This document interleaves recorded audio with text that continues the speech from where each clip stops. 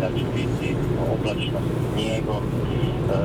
Najviše snijega će pasti zapravo u jutarnjim satima, a polako prema sredini dana on će slabiti i poslije podne prestati. Što se tiče temperature, ona se neće puno mijenjati kroz dan, uglavnom će biti između 0 i 2 stupnja. Možda popodne kada snijeg prestane poraste ponegdje do 3 stupnja, ali neće biti puno više od ove jutarnje, a navečer uz postupno razvedravanje temperatura će prijeći i u blagi minus.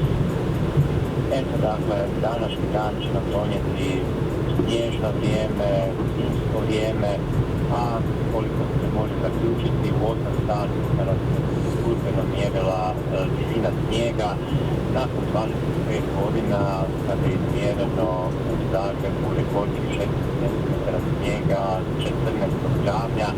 Evo, ponovno ćemo imati snježni pokrivač na području Zagreba, vjerojatno negdje 23 cm, ali evo nakon drugog razdoblja i godina